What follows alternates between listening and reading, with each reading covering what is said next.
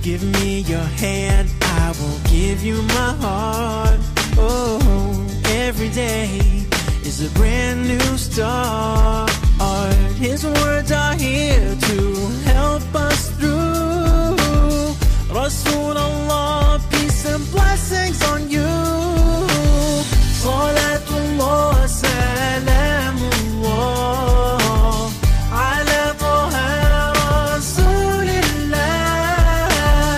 Salatullah, salamullah ala Yasin Habibillah.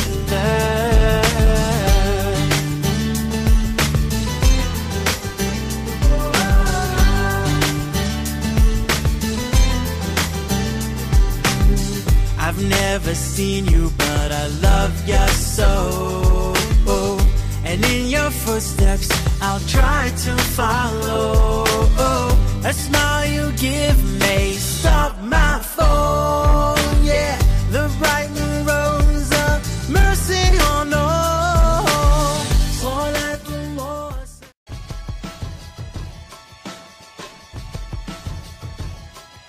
Keajaiban suruhan pemakanan halal dan seimbang. Islam amat mementingkan kesihatan seseorang daripada segi jasmani maupun rohani. Kesihatan merujuk kepada kesihatan rohani, akli, psikologi dan juga jasmani, di mana ia saling berhubung kait dan bersatu padu secara menyeluruh. Dalam pada manusia merangka kerja seharian, kadangkala mengabaikan kepentingan kesihatan diri sendiri. Gabung jaling antara kesihatan jasmani, rohani dan kemasyarakatan amat penting demi menjaga keselamatan dan kebahagiaan manusia di dunia dan di akhirat. Islam menganjurkan supaya umatnya juga menjaga kebersihan untuk kesihatan diri dan melahirkan ummah yang sihat, lantas menyebarkan suruhan Allah di seluruh dunia. Di dalam Al-Quran banyak mengajar manusia tentang tabiat makanan yang sihat dan pemakanan yang baik. Ia bertujuan untuk mengekalkan kesihatan jasmani manusia dan juga kesihatan rohani. Sebagaimana firman Allah dalam surah Muhammad. Bismillahirrahmanirrahim. Mathalul jannati allati wu'idal muttaqun. Fiha anharun min ma'in ghairi asin. وأنهار من لبن لم يتغير طعمه وأنهار من خمر لذة للشاربين وأنهار من عسل مصفى ولهم فيها من كل الثمرات ومغفرة من ربهم كمن هو خالد في النار وسقوا ماء حميما فقطع أمعاءهم. Maksudnya, sifat syurga yang telah dijanjikan kepada orang-orang yang bertakwa ialah seperti berikut. Ada padanya beberapa sungai dari air yang tidak berubah rasa dan baunya, dan beberapa sungai dari susu yang tidak berubah rasanya, serta beberapa sungai dari arak yang lazat bagi orang-orang yang meminumnya, dan juga beberapa sungai dari madu yang suci bersih. Dan ada pula untuk mereka di sana segala jenis buah-buahan serta keredaan dari Tuhan mereka. Adakah orang yang tinggal kekal di dalam syurga yang sedemikian itu keadaannya? Sama seperti orang-orang yang tinggal kekal dalam neraka dan diberi minum dari air yang menggelegak sehingga menjadikan isi perut mereka hancur.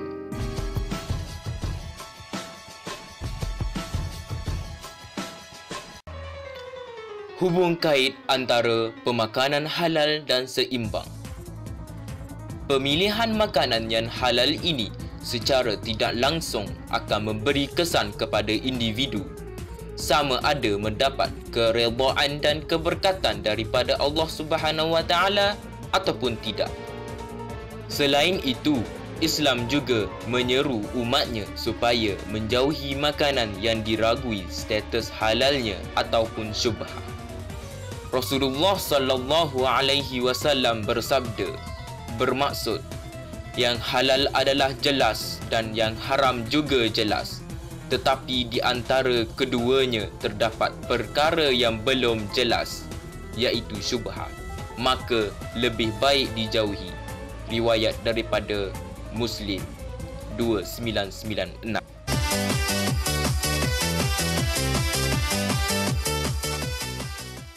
Semua yang diharamkan oleh Allah Subhanahu wa taala termasuk dalam perkara yang keji. Wa yuharrimu alaihimul khaba'ith.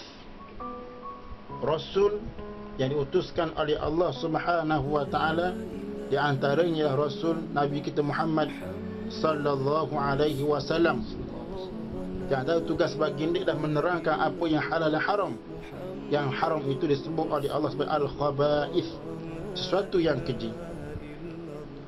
Yang keji dengan maksud bahawa ia sesuai dengan jiwa manusia. Apabila sesuatu makanan atau minuman masuk ke dalam badan manusia sedangkan ianya tidak bersesuaian dengan keadaan manusia itu, ianya membawa kepada sakit, membawa kepada suasana yang tidak tenteram.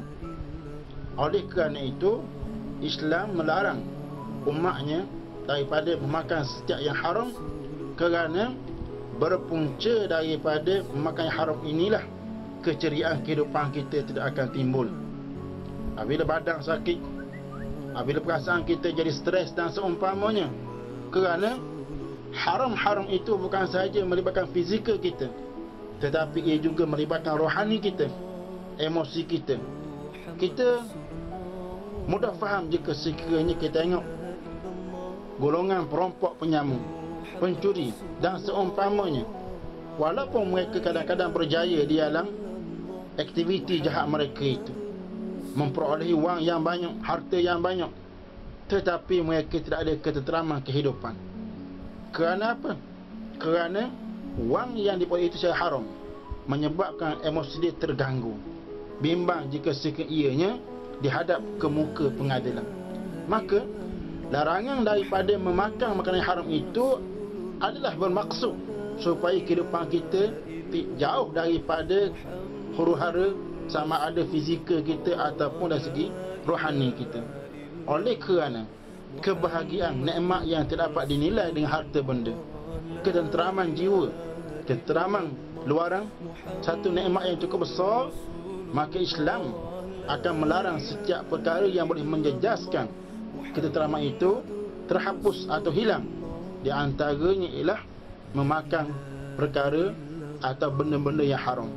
Kita kena faham bahawa apabila diandaikan makanan haram itu dibolehkan, maka mesti akan wujud kilang-kilang yang buat makanan yang haram. Kesannya bukan sahaja kepada orang yang makan, tapi daripada masyarakat umum. Kalau Islam mengizinkan kita minum darah, nasi ada syarikat yang kerja dia ni ambil darah, ada pekerja-pekerja pula, dan banyaklah mangsa yang berlaku kerana untuk meraih keuntungan semata-mata. Bila Islam melarang makan haram itu, dia menutup semua pintu-pintu yang membawa kepada ketidaktenteraman di alam masyarakat, sama ada pihak orang yang hendak makan itu ataupun orang yang memberi pembekal kepada makanan yang haram tersebut. Wallahu a'lam.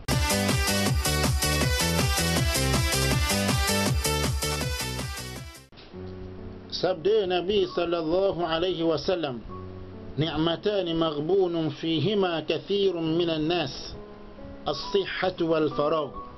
Dua nikmat yang seringkali diabaikan oleh manusia, menyebabkan mereka berada dalam kerugian. As-sihhatu, kesihatan, wal faragh, dan masa kosong. Dalam hadis yang kita baca ini, Nabi SAW menyatakan bahawa kesihatan adalah nikmat. Kesihatan adalah nikmat. Dengan tubuh yang sihat itu, maka dapatlah kita beribadat dengan lebih berkesan, lebih banyak, lebih selesa. Kaedah syarak menyatakan bahawa apa-apa sahaja yang menjadikan ibadat sempurna, maka perkara itu mengambil hukum ibadah. Sebab itu, bila kita mengambil makanan yang halal, yang seimbang, yang berkhasiat, maka mesti diniatkan bahawa kita makan itu untuk beribadah kepada Allah Subhanahu wa taala sebagai suatu alat untuk menyihatkan tubuh kita. Seterusnya kita beribadat dengan bersungguh-sungguh. Tetapi jika sekiranya kita makan makanan yang halal dan seimbang, bukan tujuan untuk beribadah, tetapi kerana kita bimbang sakit, tak terlintas dalam fikiran kita untuk beribadah, maka apa yang kita makan itu tidak akan bertukar jadi ibadah. Kerana memakan benda yang halal, memakan benda yang baik, kalau taat kepada Allah jadi ibadah. Kalau makan benda yang baik, benda yang berkhasiat, benda yang seimbang, bukan kerana ibadah kepada Allah, tapi semata-mata kerana itulah dia yang dia suka, itu selera dia, maka dia jadi harus sahaja. Oleh kerana itu, orang Islam mesti memastikan makan yang halal, makan yang seimbang, tapi mesti diniat. Sebab apa makan yang halal yang seimbang? Kerana Nabi suruh gitu, Allah suruh gitu. Kulu minat tayyibati wa'amalu salihan. Dengan makan makanan itu, tubuh kita akan jadi sihat. Dengan itu, kita beribadah lebih banyak kepada Allah Subhanahu wa ta'ala. Wallahu.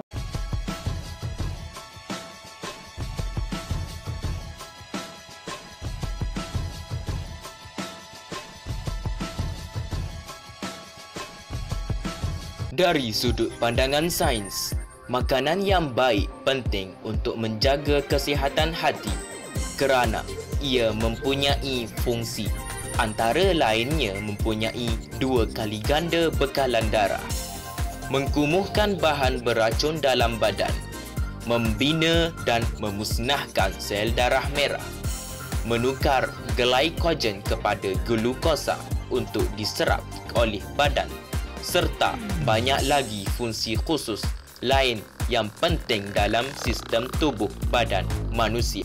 Oleh itu, pemakanan yang sihat, berkhasiat dan seimbang perlu diambil kerana ia penting untuk memelihara tubuh badan daripada sebarang penyakit memudaratkan. Ketiadaan makanan boleh menyebabkan kematian. Tidak cukup makan juga akan menyebabkan penyakit yang teruk. Manakala kurang makan makanan yang berzat pula boleh menyebabkan penyakit yang tidak teruk, tetapi ia akan mengganggu keselesaan seseorang.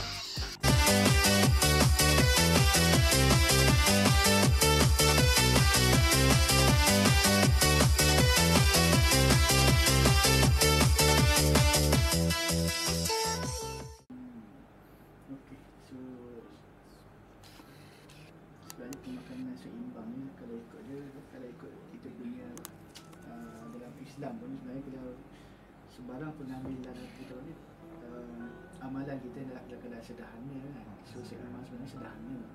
Dan kalau ikut pemakanan seimbang pun, kalau dari segi kesihatan kita nak ambil pemakanan tu, maknanya melakoni semua zat makanan dalam keadaan yang seimbang. Maknanya kita akan ada karbohidrat, protein, lemak, sayur-sayuran.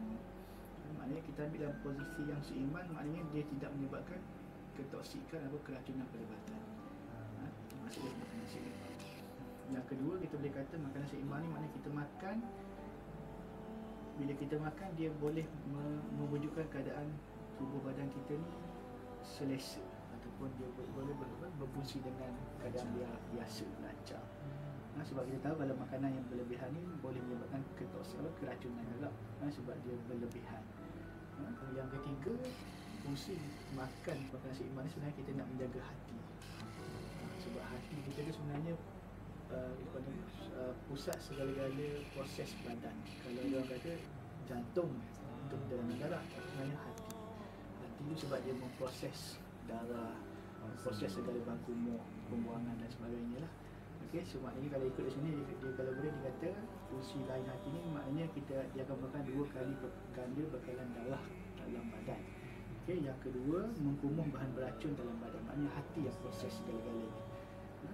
Tapi yang ketiga membina dan memusnahkan sel darah merah. Maknanya di situlah tempat kita menghasilkan sel darah merah. Dan kita tahu sel darah merah kita ni bukannya dia akan kekal, dia akan digantikan sebab dia ada tempoh dia.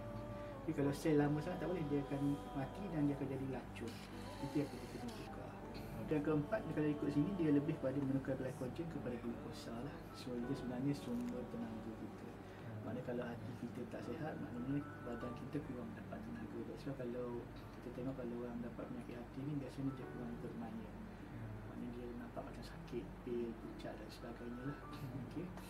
So kalau sebenarnya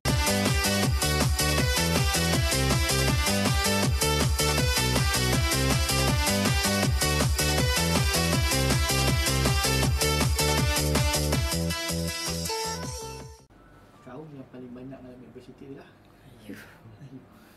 Sebab kita punya pemakanan tu sendiri memang banyak lebih yang berlemak.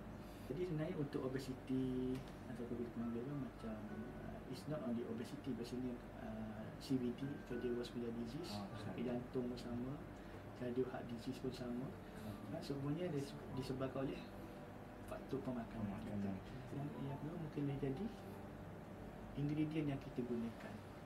Macam apabila kita masak, apa kita biasa kita letak untuk menyedapkan masakan?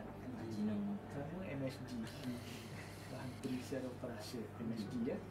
Biasanya kita akan tambah dan biasanya kita guna secara berlebihan. Kemudian kita biasa selalu juga tambah, kita panggil apa, bahan penstabil atau kita panggil food additive. Bahan penambah perisa, bahan penstabil makanan. Maknanya kalau sepatutnya makanan tu 2 jam dia sepatutnya dah basi, tapi awak extend dia punya jangka hayat. So sebenarnya dia boleh efek juga. Sebab kenapa dia jadi macam tu? Sebab kita guna secara berlebihan. Bukan maksud kita tak boleh guna MSG, boleh, tapi dengan jumlah kuantiti yang dibenarkan. Sama ada certain kajian yang kata dia adalah penyebab disebabkan oleh penyakit genetik. Sebab sel kita dia akan multiply, dia akan berganda ikut sel asal. So kalau sel asal kita memang kalau dulu sebelum kita mengalami mutasi, so gen tu mungkin normal, tapi bila dia jadi mutasi, so mungkin dia jadi luar biasa. So dia akan dictate genetik yang obes. That's why jadi obes. Maksudnya keturunan lepas kita ni bukan keturunan, maknanya gen kita. Sebab tu bila awak tengok sekarang ni, bila orang tu dah gemuk, dia payah nak kurus. Kenapa? And then mesti anak-anak dia mesti ada gen lah semua. Sebab gen tu dah sendiri dah mutasi.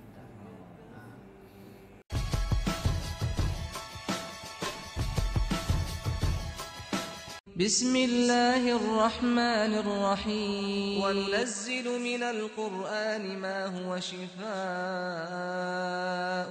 ورحمة للمؤمنين ولا يزيد الظالمين إلا خسارا.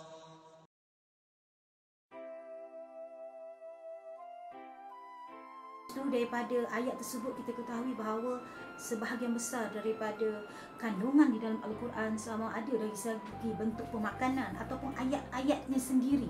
Ya, ayat-ayatnya sendiri memberi pengubatan kepada kita, sama ada pengubatan dari sudut jasmani ataupun pengubatan dari sudut rohani itu sendiri. Jadi seperti mana yang saya nyatakan tadi, antara pemakanan yang disebut di dalam Al-Quran sebagai contohnya, saya bagi contoh kat sini, kita ambil contoh kurma. Apakah kelebihan-kelebihan yang ada di dalam kurma yang boleh membantu pemakanan kita supaya lebih seimbang dan juga mengelakkan daripada kena penyakit. Pasal contohnya juga di dalam kurma ianya juga ada sejenis asid apa yang kita kenal sebagai tryptophan. Tryptophan itu apabila kita makan sesuatu kandungan yang mengandung tryptophan, ia juga boleh menenangkan kita dan memberi kepada kita hilang kekusutan. Itu yang kedua. Dan selain daripada itu, kurma juga boleh memudahkan proses bersalin. Kalaulah sebab itu Allah Subhanahu Wa Taala menyuruh Maryam mengambil buah kurma ketika hendak melahirkan Isa alaihi salam. Ya. Jadi bagi perempuan yang terutamanya di dalam pantang, dia banyak kehilangan darah. Banyak kehilangan darah, maka zat besi dan kalsium yang ada dalam kurma sangat membantu jumlah sel darah merah. Unsur ini juga boleh meningkatkan kadar pengeluaran susu ibu itu sendiri. Jadi oleh kerana itu, ibu-ibu yang dalam pantang memang kekurangan darah, maka mereka disyorkan supaya mengambil buah kurma supaya mereka menjadi kuat dan susu juga dapat keluar dengan susu dapat keluar dengan lancar lah. Ianya juga memudahkan pencernaan.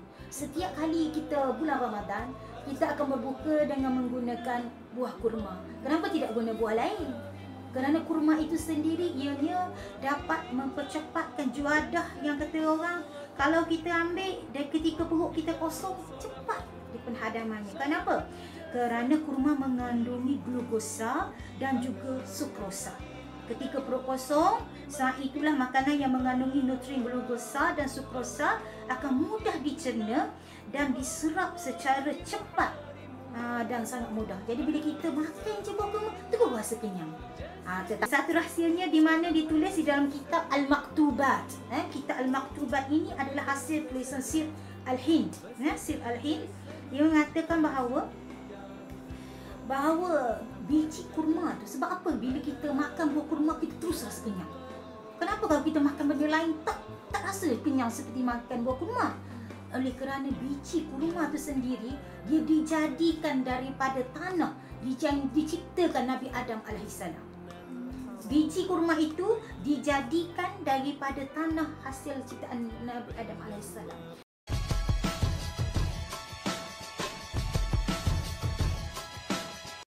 Bismillahirrahmanirrahim.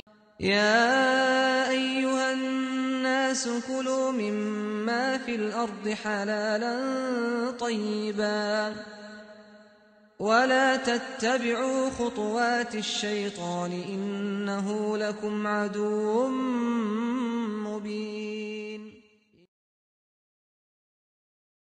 Pemakanan halal dan seimbang telah terbukti dapat memberi implikasi yang baik terhadap tubuh badan manusia. Oleh itu, pemilihan makanan haruslah berpandukan kepada epistemologi Islam seperti Al-Quran, hadis, ijma' dan qiyas ulama' yang mana merupakan sumber utama yang sahih kepada umat Islam.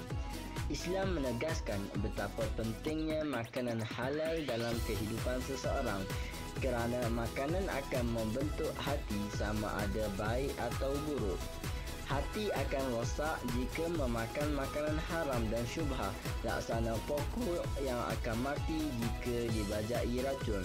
Sedangkan hati umpama raja dalam kerajaan diri, yang baiknya akan membaikkan seluruh panca indera dan anggota badan.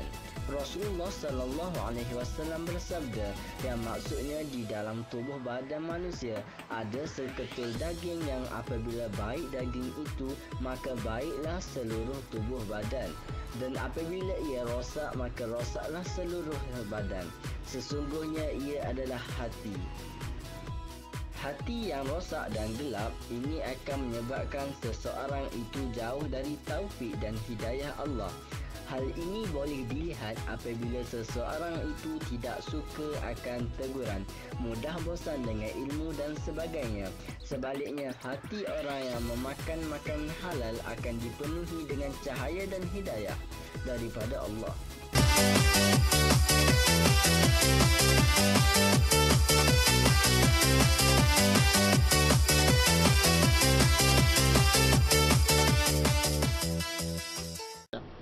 Islam menegaskan bahawa perbuatan memakan benda yang kotor itu membawa kerosakan di atas muka bumi. Kerana seperti yang saya nyatakan tadi bahawa bukan saja melibatkan orang yang makan, mesti ada pembekal-pembekal dia. Sehingga hari ni kita dengar negara-negara dah banyak menguatkuasakan binatang ini haram dibunuh, dilarang dibunuh, takut pupus dan seumpamanya. Itu bukan di sudut agama. Menguatkuasai bukan sudut agama. Kalau agama kita kata macam mana? Jawapan ialah apa yang terdapat dimakan jangan dibunuh, tapi kita bela dia untuk kita lihat kecantikan binatang tersebut. Ada pun yang dapat dimakan pula, makan sekadar yang perlu. Dengan itu tidak timbul masalah kurang sumber makanan. Oleh kerana itu, bila Islam sebut jangan makan benda yang keji, maka timbul persoalan. Di dalam hutan rimba ada binatang yang diharamkan oleh Allah. Maka macam mana Islam nak buat? Bila Islam mengharamkan makan, maka Islam mengizinkan untuk dibela, tujuan tengok kecantikan dan seumpamanya. Bila Islam, kalau diandaikan Islam mengizinkan umat dimakan apa sahaja, nescaya semua habis belaka binatang-binatang yang ada itu. Sebab setiap yang melintas semua ni dianggap bahan makanan semua sekali. Islam akan menutup semua laluan kepada perkara yang tidak baik, di antaranya dari segi makanan tersebut. Kerana Allah yang mencipta kita, Allah Maha mengetahui apakah yang sesuai dengan kita, apa yang tak sesuai dengan kita. Ala ya'lamu man khalaqa wa huwal latiful khabir. Setiap apa yang Allah halal itu yang terbaik untuk manusia. Saya nyatakan tadi bahawa bab makanan bukan saja benda ketika dia bab vitamin dia, khasiat dan seumpamanya. Makanan yang dihalalkan oleh Allah, yang diharam itu merupakan perkara ta'abbudi, ibadah yang mesti kita akur, yang mesti kita patuhi.